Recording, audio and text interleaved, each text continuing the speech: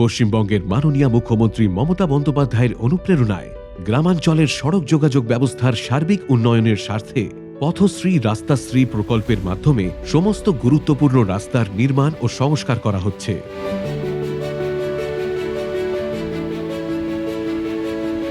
এই প্রকল্পে দক্ষিণ ২৪ পরগনা জেলা প্রশাসনের মাধ্যমে ফেলে দেওয়া প্লাস্টিক দিয়ে রাস্তা সংস্কারের কাজ করা হচ্ছে। নতুন প্রযুক্তি অবলম্বন করে পিচের সাথে প্লাস্টিক মিশিয়ে রাস্তার মেরামতির কাজ চলছে। এর ফলে রাস্তাটি অনেক বছর ধরে ঠিকঠাক থাকবে এবং ভারী যানবাহন চলাচলের ফলেও কম ক্ষতিগ্রস্ত হবে। দক্ষিণ ২৪ পরগনা জেলার অধীনস্থ ফলতা ব্লকের ৮৩ নম্বর বাস স্ট্যান্ড থেকে জালালপুর অবধি রাস্তাটি ভাঙা অবস্থায় ছিল, যা লোকজন বা গাড়ি চলাচলের জন্য অত্যন্ত খারাপ ছিল।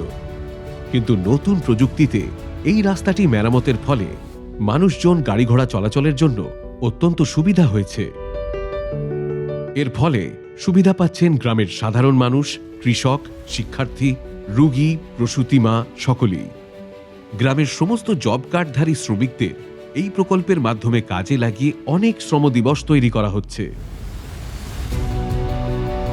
এই বছর দক্ষিণ ২৪ পরগনা জেলা প্রশাসনের তরফ থেকে প্রত্যেকটি ব্লকের অন্তর্গত গ্রামাঞ্চলের জন্য ঢালাই রাস্তা, পিচের রাস্তা ও নতুন প্রযুক্তির অন্তর্গত প্লাস্টিক ও পিচ সহযোগে রাস্তা নির্মাণ, সংস্কার ও মেরামতির কাজ চলছে।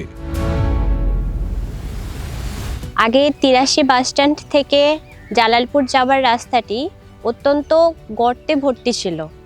বর্ষাকালে লোক চলাচল, গাড়ি চলাচলের অনেক অসুবিধা হতো, কিন্তু এখন বর্তমানে জেলার তরফ থেকে এই রাস্তাটি পিচের সঙ্গে প্লাস্টিক মিশিয়ে রাস্তাটি মেরামতের ব্যবস্থা করা হচ্ছে।